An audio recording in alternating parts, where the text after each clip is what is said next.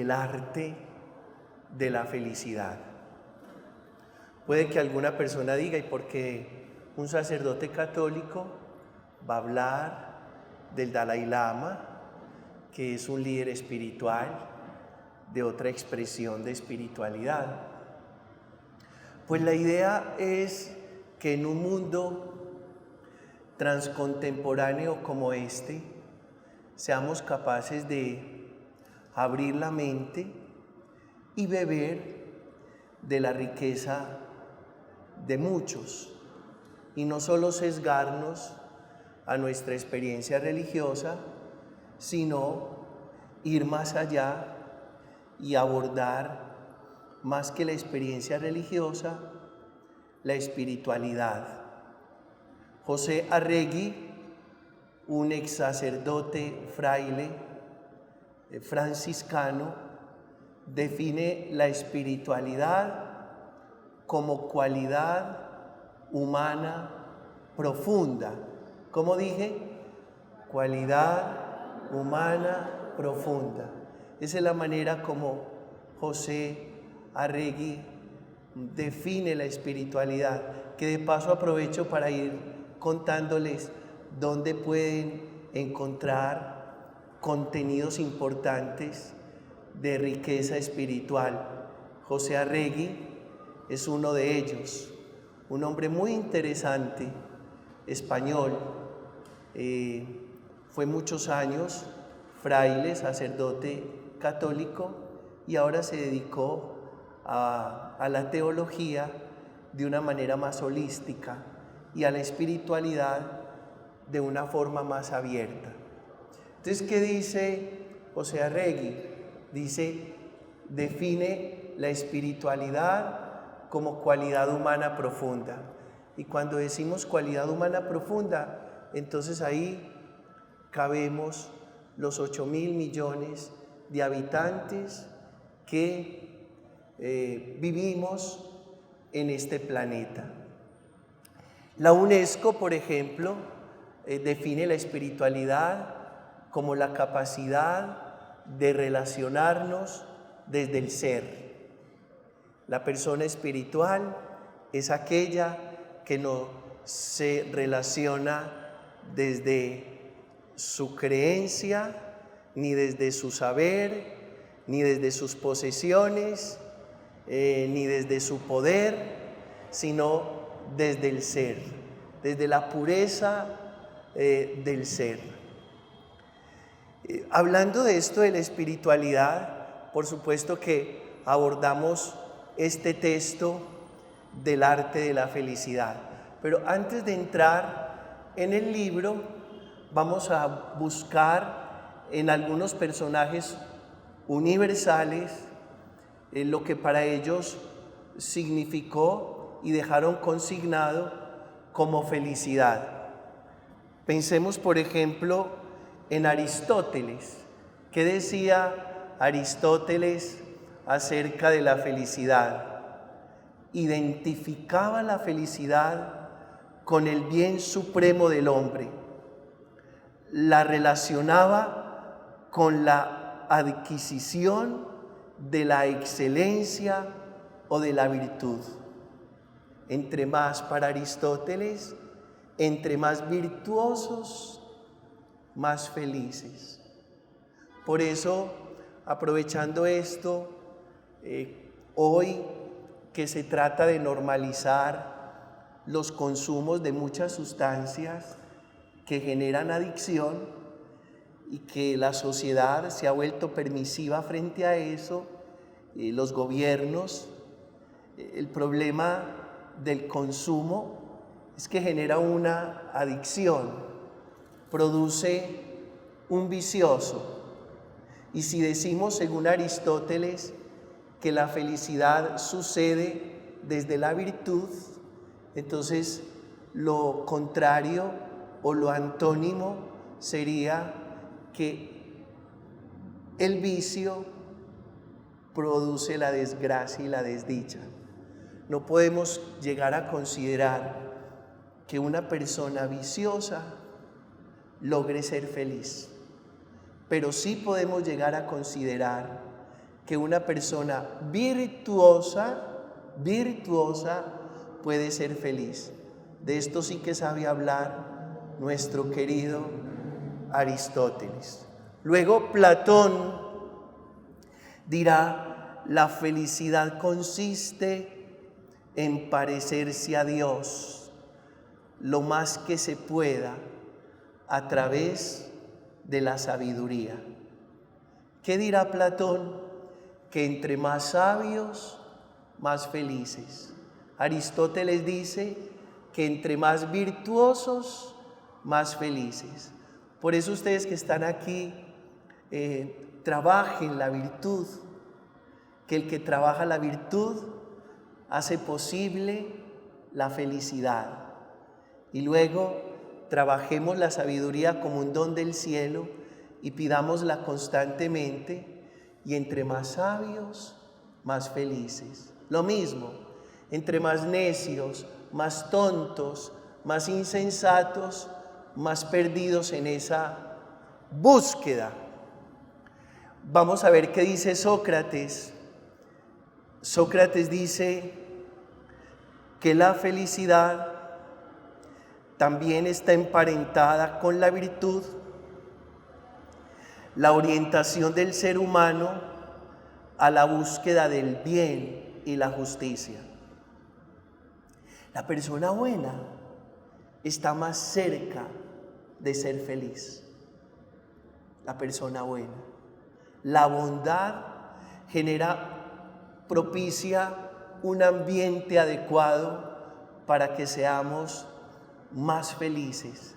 Por eso, no crean que una persona que se ha dedicado a hacerle daño a muchas otras personas puede decir que es muy feliz. No lo es. La persona que se dedica a hacerle daño a otras personas se distancia cada vez más de la felicidad. Vamos a ver qué dice Séneca. Y Séneca distingue la virtud del deleite, dando como fuente de la felicidad la virtud. La virtud lo más excelso y eterno, el deleite como algo caduco y temporal. Qué importante es escuchar esto de Séneca, porque saben una cosa, los hombres y las mujeres de hoy solemos mezclar y confundir la felicidad con el placer. Y saben, una cosa es hacer la búsqueda o el descubrimiento interior de la felicidad, como dice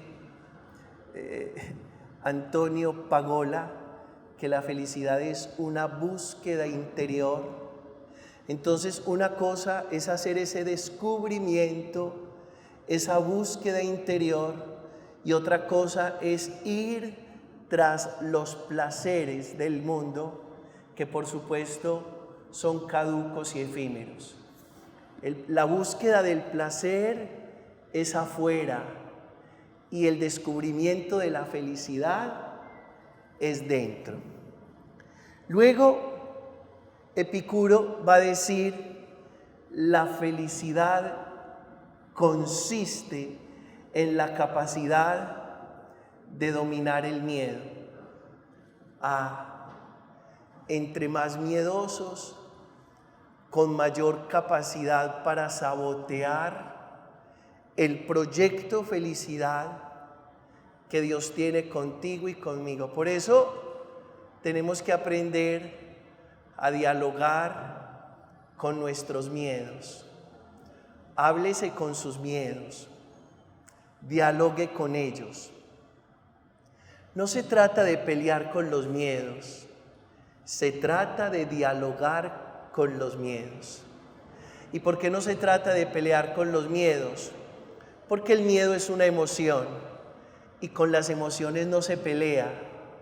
Las emociones se hacen conscientes y las emociones se comunican. Es decir, hay que conversar con ellas. ¿Para qué? Para que no seamos víctimas de las emociones. De esto habla muchísimo ahora que estamos leyendo en Cuaresma un libro que se llama El Maestro de las Emociones, Augusto Jorge Curi. Ojalá lo puedan leer durante esta Cuaresma. El Maestro de las Emociones, sobre la inteligencia emocional de Jesús de Nazaret.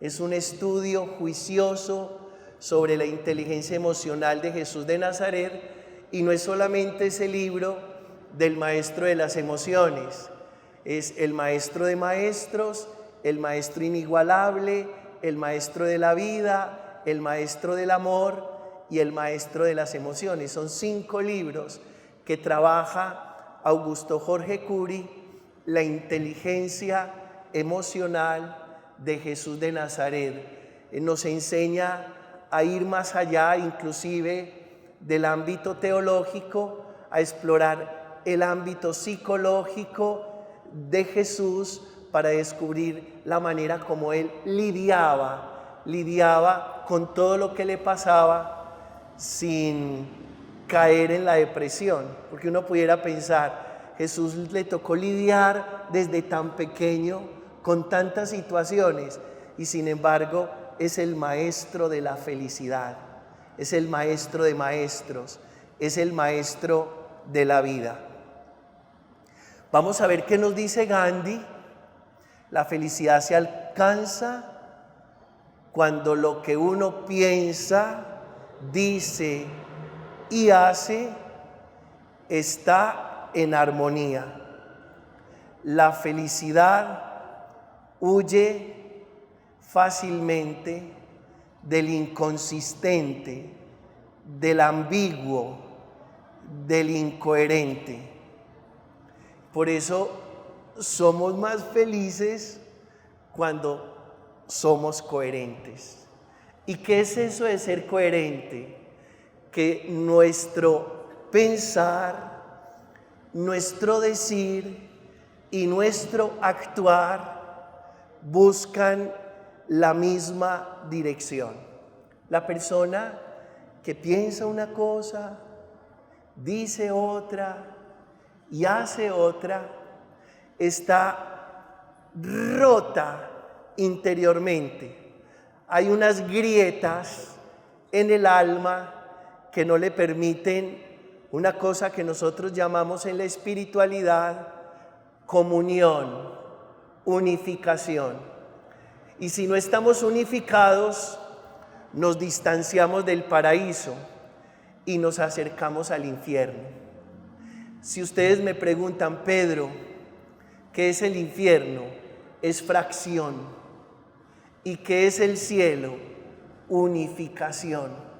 Si la persona logra estar unificada, no fraccionada, experimenta ese camino, esa búsqueda o ese descubrimiento de la felicidad, que por supuesto no es una estación, es un descubrimiento constante, permanente. Y luego pensemos qué dice Nelson Mandela, este líder sudafricano que para nosotros es tan importante. Mandela habla de la felicidad en estos términos: nada importa, solo la felicidad compartida. ¿Cómo? Nada importa, solo la felicidad compartida. Eso tiene un nombre, se llama Ubuntu. ¿Cómo se llama? ¿Cómo se llama? Ubuntu. ¿Qué es Ubuntu? Una regla ética de lealtad y relacionamiento entre las personas. Ubuntu. Ubuntu es que si mi felicidad no está emparentada con la felicidad de los demás, mi felicidad no es auténtica. Voy a explicárselos de esta manera. Un norteamericano, un gran empresario norteamericano, se va a Sudáfrica y quiere vivir una experiencia de misión en una aldea sudafricana, Y el primer día reúne todos los niños de la aldea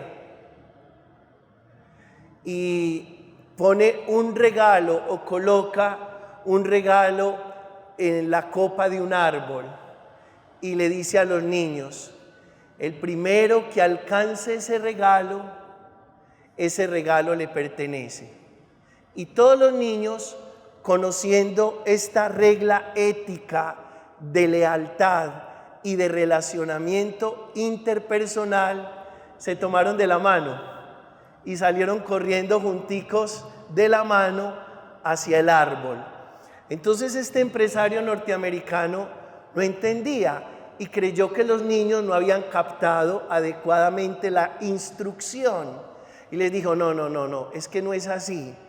Es el primero que llegue a la copa del árbol, ese será el dueño del regalo que hay allí.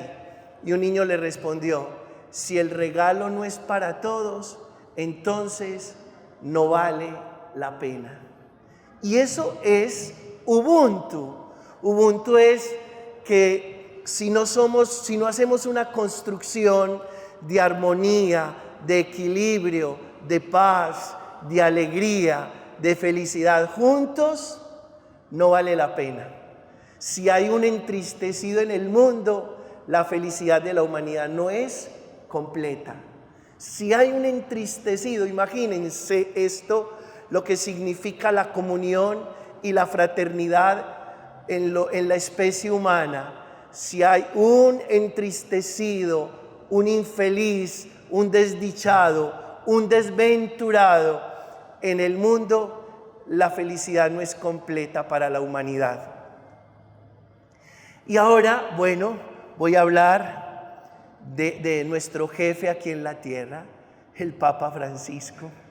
Ya hemos hablado de Aristóteles, Platón, Sócrates, Séneca, Epicuro, Gandhi, Nelson Mandela. ¿Qué dice el Papa Francisco acerca de la felicidad? Dice 10 cosas. Que la felicidad está emparentada con esto de vive y deja vivir. Darse a los demás, moverse con benevolencia y humildad, jugar con los niños, compartir en familia, ayudar a los jóvenes, cuidar la naturaleza, olvidar lo negativo, respetar la diferencia, buscar la paz. Ustedes y yo sabemos el lenguaje tan simple y a la vez tan profundo de el Papa Francisco. Y en cosas tan simples, por supuesto, el hombre es capaz de hacer su mejor y su mayor descubrimiento. Habrá un ser que produzca o despierte mayor alegría que un bebé. Si alguno de ustedes tuviera acá un bebé en brazos, se daría cuenta que todas las personas tendrían que ver con ese bebé. Y por eso quiero hacer una aclaración antes de continuar. No es que un bebé sea feliz, es que un bebé es fuente de felicidad.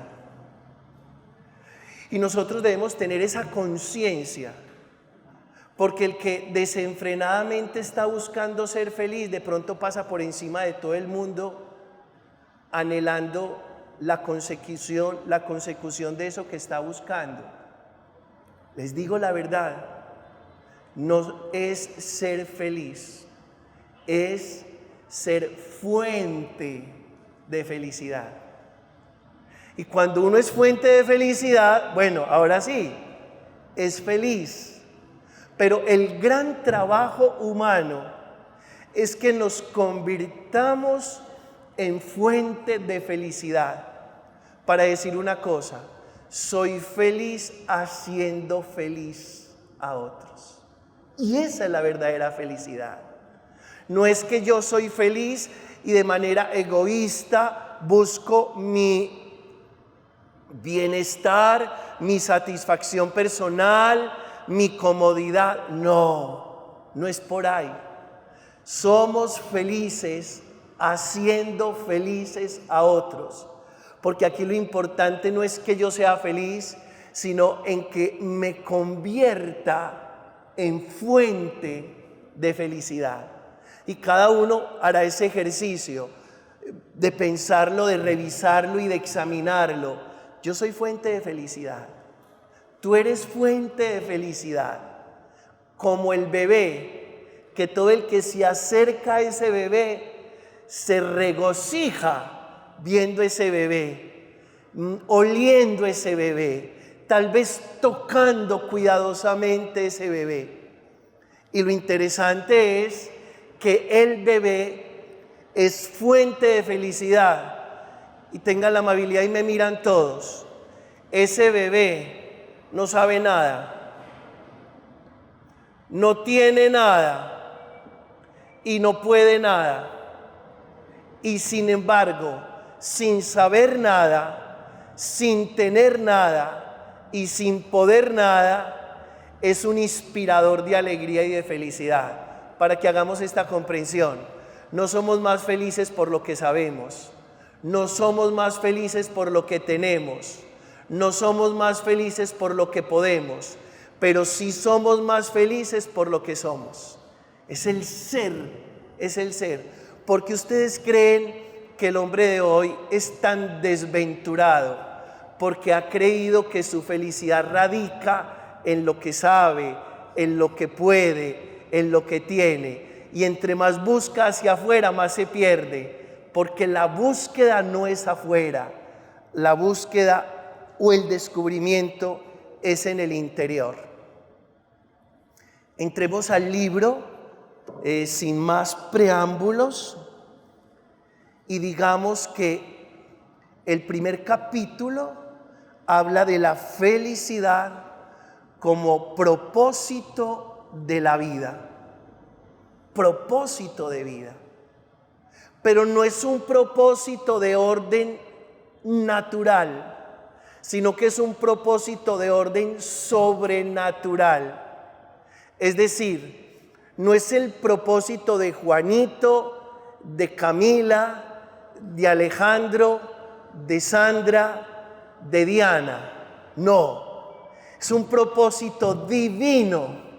Para decir lo siguiente, uno de los propósitos de Dios para con el ser humano es que éste sea fuente de felicidad. Es un propósito divino. Cuando una persona se acerca diciendo que le perdió el sentido a la vida y que no haya el propósito para existir, hay que ayudarle a centrarse en esto y aprender que no es que sea un propósito de orden humano, sino que es un propósito de orden divino. Es decir, el plan de Dios es que el hombre sea fuente de felicidad. Y siendo fuente de felicidad, es que el ser humano todos los días camine y haga ese descubrimiento. De lo contrario, una vida sin propósito es una vida sin sentido. Usted debe prender todas las alarmas cuando su nieto, su sobrino, su hijo, su hija le diga, no le encuentro sentido a la vida. Hay que encender todas las alarmas y hay que ayudarle a esa persona a que haga su verdadero y auténtico descubrimiento en su ser interior.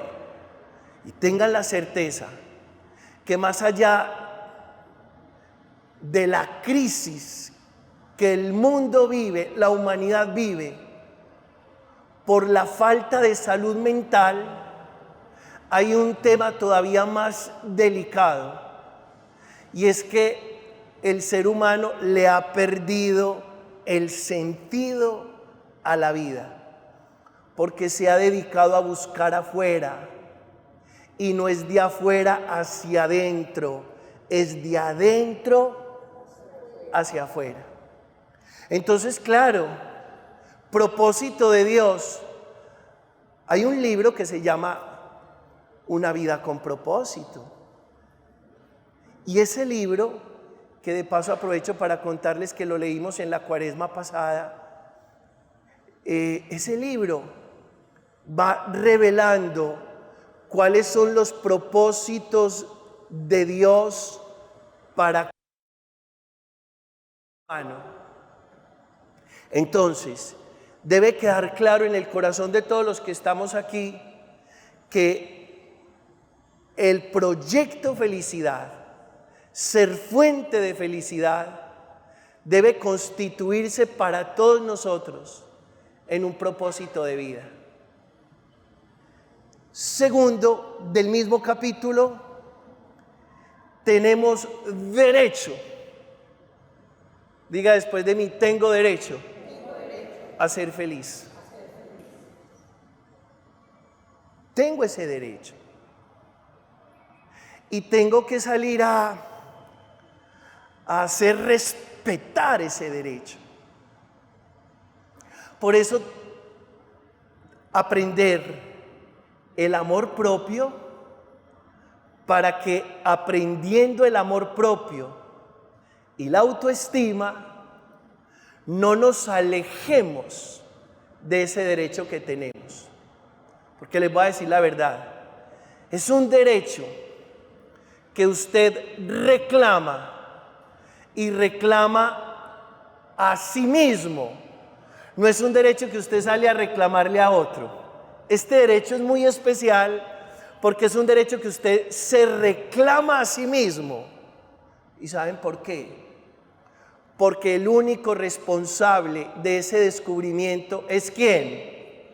Usted, yo, en mi caso. Entonces no es un derecho que yo salgo a decirle a mi papá y a mi mamá, papá, mamá, es que yo tengo el derecho de ser feliz. No, no, no. Esposo, esposa, yo tengo el derecho de ser feliz. No, no, no, no.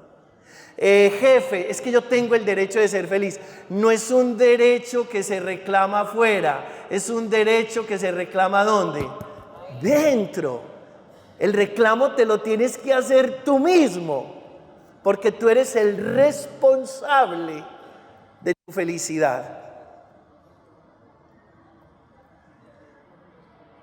Cometemos 4 errores muy grandes con respecto a ese descubrimiento o a esa búsqueda. Primer error, que creemos que la felicidad está en algo o en alguien. Falso de toda falsedad. Segundo error, que creemos que la felicidad está afuera. Tercer error, que nos enojamos con el otro porque creemos que el otro es responsable de mi felicidad. Y cuarto error, que me lleno de culpas pensando que yo soy responsable de la felicidad ¿de quién? Del otro. 4 errores. Hay que ser muy juicioso para no caer en esos 4 errores. Que es un derecho, sí, pero que es un derecho que yo me reclamo a mí mismo. ¿Por qué? Porque yo puedo convertirme en el peor saboteador de mi bienaventuranza.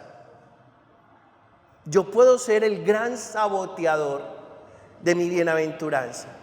Y existen personas que se sabotean todo el tiempo trabajando por no estar bien. Ustedes pueden creer hasta dónde puede llegar la demencia, no la inteligencia ni la sapiencia, sino la demencia del ser humano, que él mismo se convierte en el saboteador de su bienaventuranza, de su alegría, de su dicha. Y yo se los voy a preguntar a ustedes en esta tarde. Piensen en esto, porque puede ser que aquí haya alguien que esté pasando por ese estado en la vida. Me convertí en el saboteador de mi bienestar. Me convertí en el saboteador de mi trabajo interior. Me convertí en el saboteador de mi descubrimiento interior. Ese es el primer capítulo. Es el primer capítulo de este libro, El arte de la felicidad.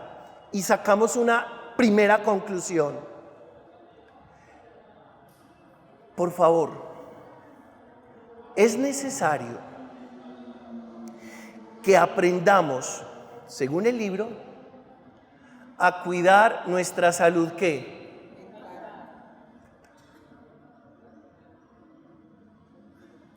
Hoy que tenemos tantos problemas de salud mental. Y yo los quiero invitar en esta tarde a eso. Cuiden la salud mental. Y la salud mental no la puede determinar lo que esté pasando afuera, sino lo que yo estoy interpretando adentro. Porque yo no puedo ser el resultado de lo que está pasando afuera, sino de lo que estoy decidiendo adentro. ¿Qué dice Santa Teresa? Que quién es la loca de la casa, la testa. Esta es la loca de la casa. Apague la mente y encienda el corazón, porque la mente sabotea, juzga, el corazón disfruta y ama. Usted, para juzgar, ¿qué necesita? La mente. Y para disfrutar, ¿qué necesita? El corazón. Aprender a apagar la mente y a expandir el corazón. ¿Qué significa? Que yo tomo la decisión de disfrutarme al otro y no de juzgar al otro. Somos más felices disfrutando del otro que juzgando al otro. Pero como somos hijos de esta cultura occidental, ¿qué hacen los papás con los hijos? Juzgarlos. Y yo le diría a los papás, no juzguen tanto sus hijos, disfruten sus hijos.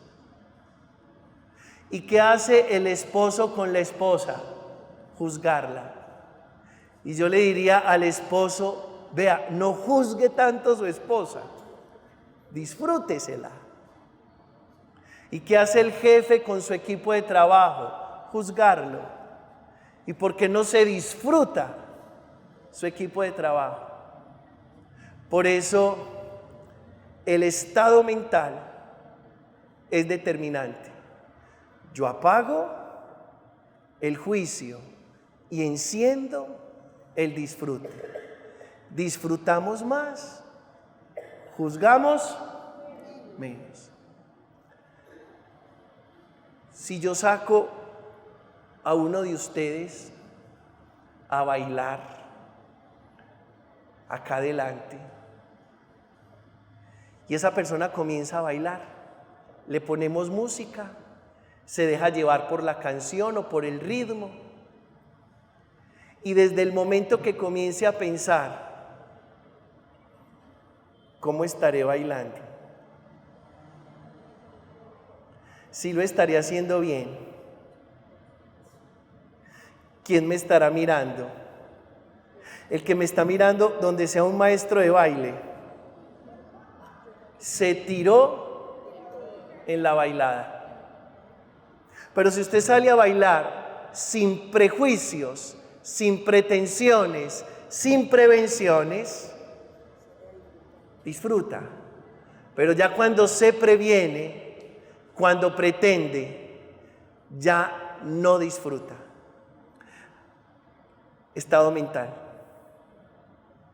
Sin prejuicios, sin prevenciones, sin pretensiones, sin preocupaciones. ¿Cómo? Sin prejuicios, sin prevenciones, sin pretensiones, sin preocupaciones. La felicidad o el proyecto felicidad está determinado por nuestra perspectiva. Vamos al segundo capítulo. En este libro del arte de la felicidad vamos a encontrar un segundo capítulo que se llama Compasión y Calidez. ¿Cómo se llama? Compasión y calidez.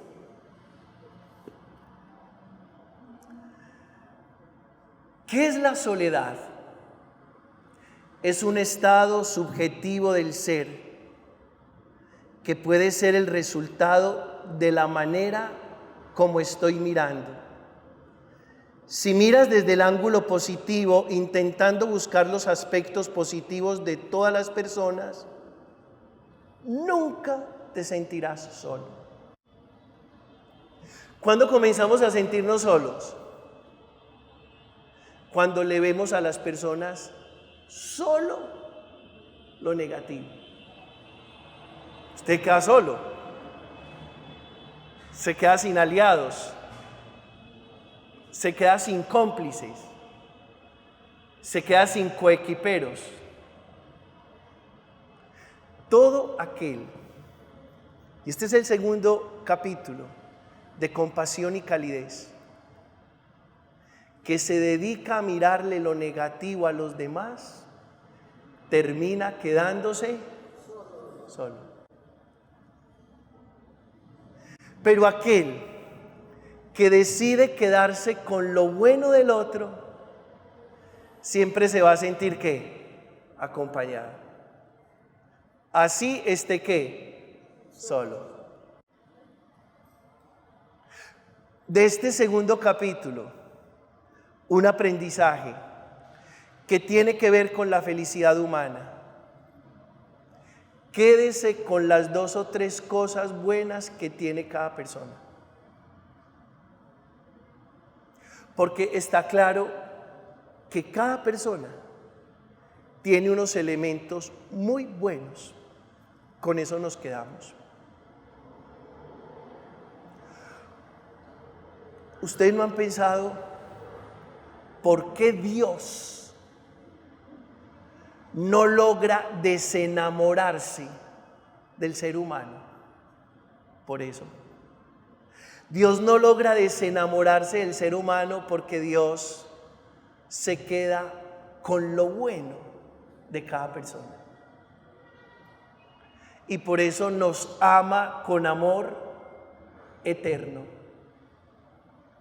Pero si Dios solo se quedara con nuestros errores humanos, con nuestras violaciones, con nuestros abusos, con nuestros secuestros, con nuestras extorsiones, con nuestros asesinatos, con nuestros engaños, con nuestros hurtos, con nuestros robos, ya se había desenamorado del ser humano. La pregunta es, ¿ustedes qué creen? ¿Dios es feliz o no es feliz? Por favor. Claro, Dios es feliz. ¿Y por qué es feliz? Porque ama incondicionalmente. ¿Y cómo es ese amor incondicional? Porque se queda con lo bueno de cada uno de sus hijos. Ustedes sabían que nosotros somos los niños de Dios. Los niños de Dios. Cuando yo voy a empezar a hablar de Dios, ya me paro. ¿Y por qué somos los niños de Dios? Porque no llegamos a ofender a Dios. Una señora alguna vez se me acercó y me dijo: Padre, deme la bendición porque yo he ofendido mucho a Dios. Y yo le dije: ¿y usted cómo ha hecho? ¿Cómo hace una criatura para ofender a su Creador, que es todo amor? Es imposible.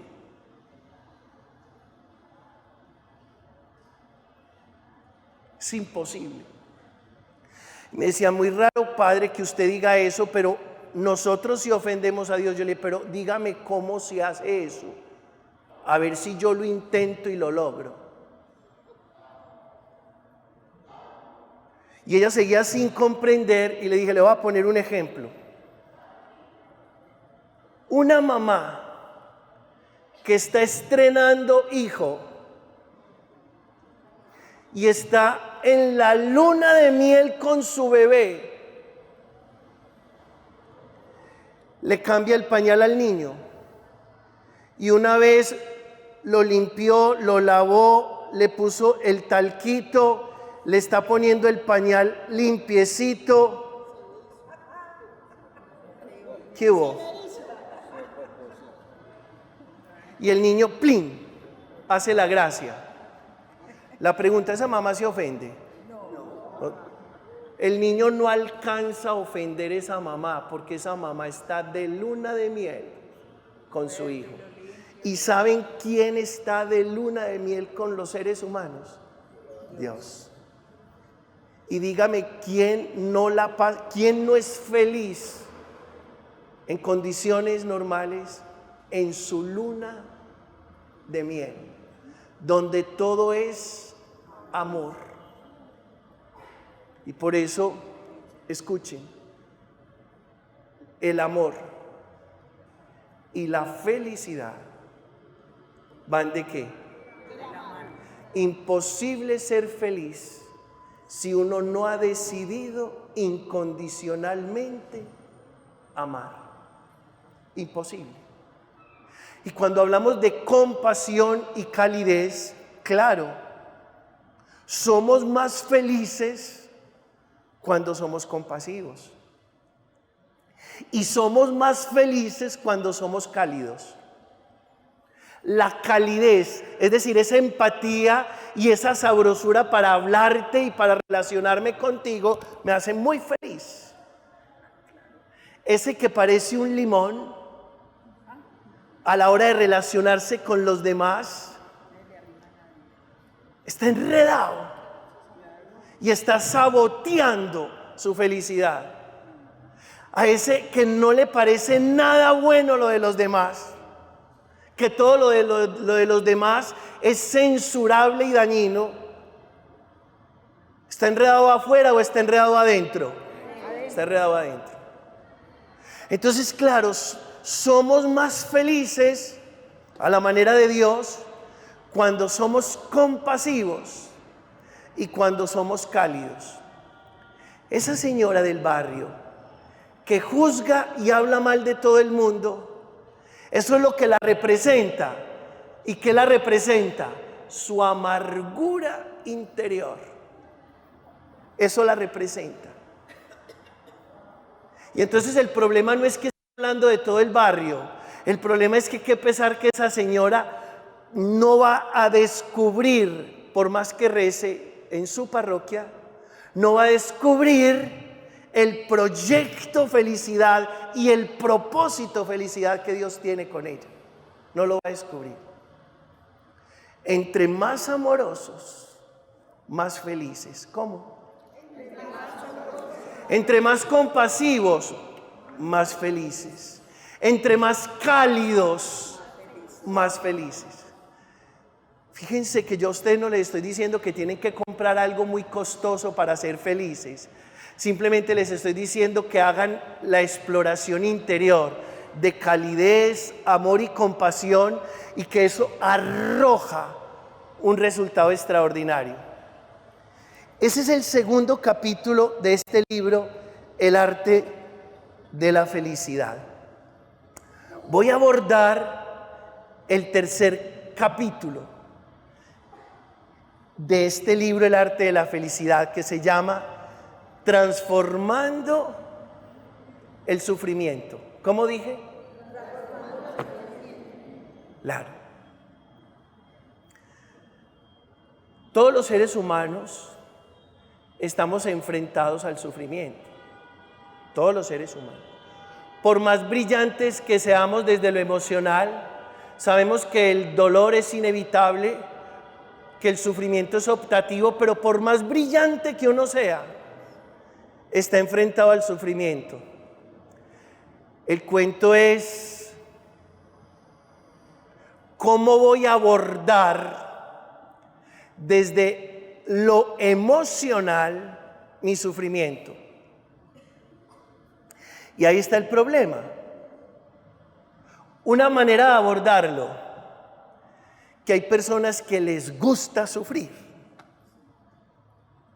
como que se regodean, se recrean en el sufrimiento.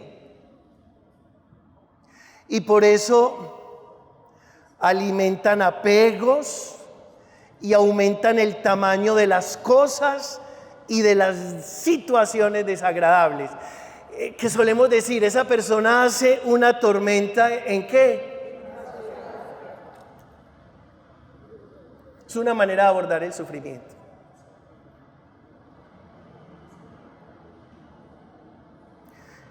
Que usted vuelve todo un drama. Por favor, no vuelva todo un drama. ¿Por qué? Porque usted se hace mucho daño. A las situaciones hay que darles el tamaño adecuado. No aumentar el tamaño de lo que me está pasando. Hay otra manera de enfrentar el sufrimiento: sentirse culpable. Que todo lo que a usted le pasa es por mi culpa, por mi gran culpa, por mi gravísima culpa. Diga después de mí: cero culpas. Padre, es que yo tuve la culpa. No, vas a aprender a decirlo distinto. Eres responsable de lo que pasó, porque no queremos culpables, queremos responsables. Es otra manera de abordar el sufrimiento. Entonces, magnifico lo que está pasando. 1. Me siento culpable con lo que está pasando. 2. 3. Me resisto al cambio. Acuérdense que toda resistencia produce sufrimiento. Se me está cayendo el pelo. Déjelo que se caiga. Póngase a pelear con eso para que vea. Hay una ley que se llama la ley de la no resistencia. ¿La ley de qué? Es decir, en vez de pelear con lo que está pasando, aprendo a ¿qué? A abrazar y a aceptar lo que está pasando. No vuelvo todo un drama, no me siento culpable, no me resisto al cambio, adopto una perspectiva diferente para ver el problema desde el ángulo más positivo. Escuchen esto: somos más felices cuando buscamos el mejor ángulo para ver, interpretar y asumir el problema. Y es cuestión de perspectiva. Use el mejor ángulo.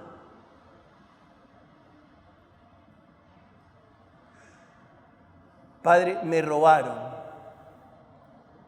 o lo liberaron. Porque uno puede decir, me robaron esta platica y esta platica son los ahorros de todo el año, entonces prácticamente ese año no salía haciendo. Eso es una manera de mirarlo, ¿sí o no? O uno puede decir, bueno, no me robaron nada porque nada es mío. Todo es prestado. Tal vez eso que tenía no lo necesitaba, pues lo tenía ahorrado. Y además, espero que quien lo tenga ahora lo use mejor que yo lo iba a usar. ¿Es un cambio de qué? ¿Es el mismo robo? Sí, es el mismo robo, pero no es la misma ¿qué? Perspectiva. El ángulo que tú uses para ver lo que te está pasando. Somos más felices cuando usamos la mejor perspectiva para interpretar lo que nos está sucediendo, de tal manera que con lo que nos está sucediendo no vamos a ser víctimas, sino que vamos a ser protagonistas. Levante la mano el que desea ser protagonista de lo que le está sucediendo. Bajen la mano, quedaron algunos. Levanten la mano los que desean ser víctima de lo que les está sucediendo. Ay, entonces los otros, ¿por qué no levantaron la mano? Ni víctimas ni protagonistas. Diga después de mí, quiero aprender a ser protagonista, no víctima de lo que me está sucediendo. ¿Y eso nos hace más felices, sí o no? Claro, nos hace más felices. Es aprender a descubrir el lado bueno de aquello que aparentemente no es tan bueno. Cuarto capítulo del libro: aprender a superar los obstáculos. Después de mí, el dolor me hace más fuerte. El dolor me hace más sensible. El dolor me hace más humano. El dolor me acerca más a Dios. El dolor ahonda en la comprensión de mi vida. ¿Qué decía Martin Luther King?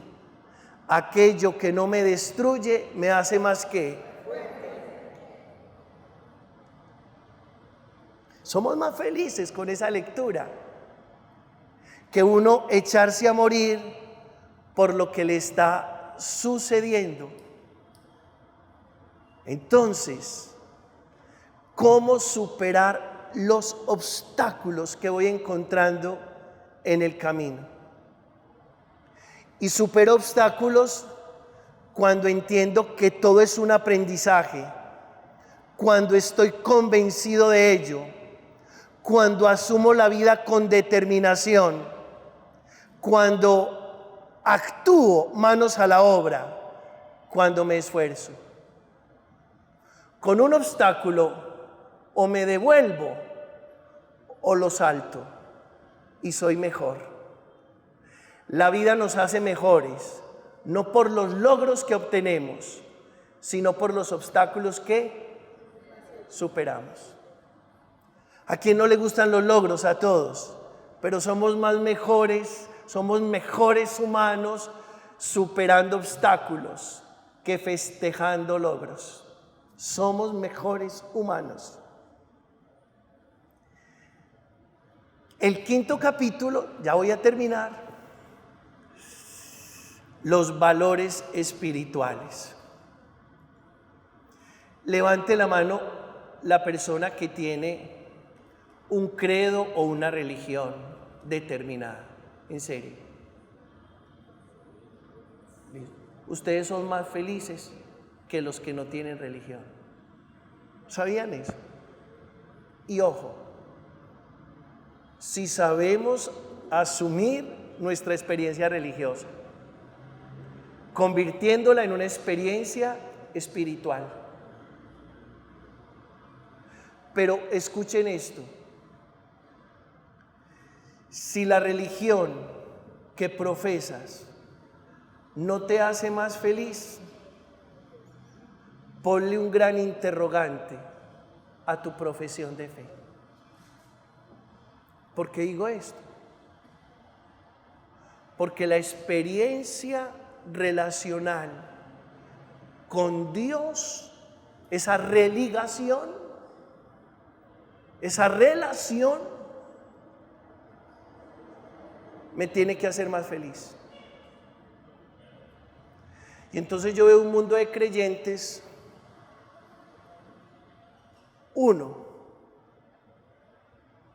muy asustados. ¿Y qué sentido tiene un creyente muerto de miedo?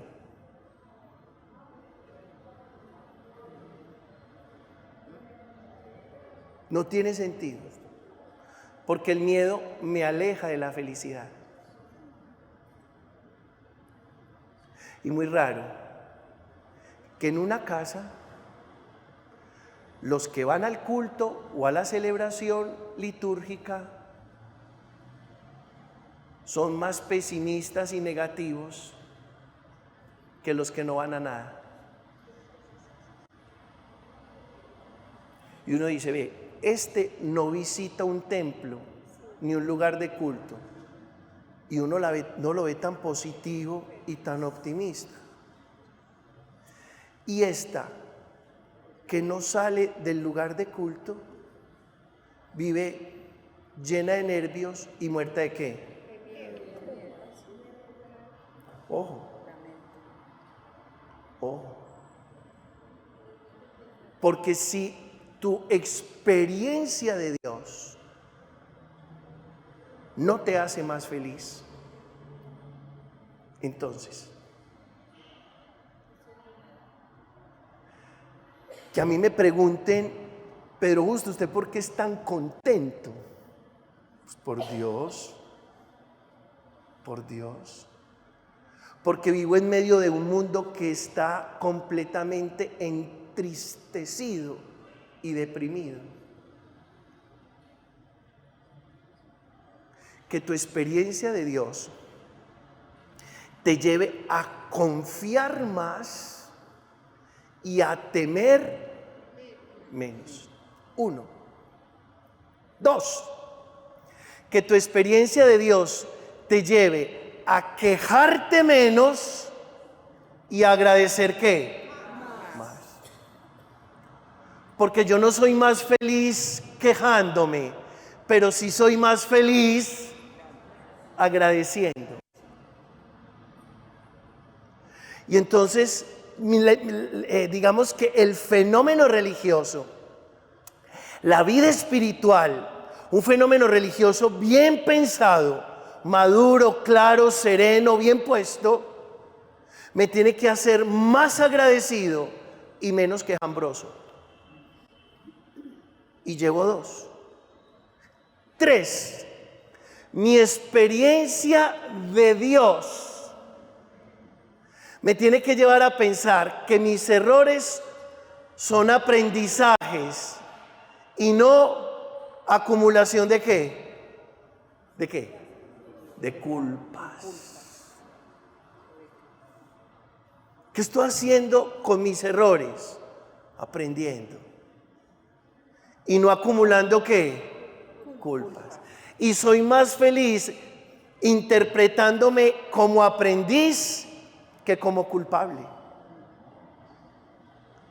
Una persona que todo el día se echa culpas no es más feliz que aquel que ha entendido que está aprendiendo. Diga después de mí, soy un aprendiz. Sí. 4. Que tu experiencia de Dios te lleve a ser más compasivo y menos ¿qué? Señalador. porque soy más feliz siendo compasivo que juzgando a todo el mundo. Entonces fíjense que si uno se toma en serio su experiencia de Dios, y este es el último capítulo de este libro que habla sobre los valores espirituales, claro, una persona que ha hecho de su experiencia de Dios una oportunidad para construir su ser humano desde los valores espirituales, es más feliz. ¿Por qué? Porque somos más felices agradeciendo, porque somos más felices compadeciéndonos, porque somos más felices confiando, somos más felices aprendiendo. Lo duro que es que usted haga de su experiencia religiosa una oportunidad para sentirse todos los días más asustado, más culpable, más fariseo y más quejambroso. Y yo conozco muchas personas que su experiencia religiosa no los hace más felices. Y nuestra experiencia de Dios, nuestros valores espirituales y nuestro camino de fe nos tiene que hacer más felices. Estamos llamados a eso. De tal manera, y con esto voy terminando, de tal manera que a usted lo vean como una persona muy pacífica y le digan: ¿usted por qué es tan pacífico? Y usted dice: por mi experiencia de Dios. En un mundo tan violento, donde la guerra no termina y se apaga una guerra aquí y se enciende en otro lado, en un país tan violento donde llevamos más de 6 décadas con una guerra interna, ¿y usted por qué tan pacífico? Y usted es antioqueño, como dice que son de violentos los paisas, pero ¿usted por qué es tan pacífico? Y usted dice: por mi experiencia de Dios. Y usted es muy feliz siendo así pacífico. Sí, claro, porque yo no estoy ni alquilando ni comprando peleas con nadie. Y claro, gracias a que soy un hombre pacífico y soy un hombre alegre, eso es consecuencia de ser un hombre de Dios. ¿Cuáles son los 2 problemas más grandes que tiene la humanidad? 1, la violencia, y 2, la depresión. Son los 2 problemas más grandes: tristeza y violencia. Y entonces mi experiencia de Dios tiene que contrarrestar eso y que yo diga: no, venga, yo soy muy feliz y yo soy muy pacífico. Ese es el único testimonio que yo pueda dar de lo que Dios está obrando en mí. Significa esto que los hombres de Dios, los hombres de fe, somos más felices. Muchas gracias por estar aquí. Que Dios los bendiga siempre.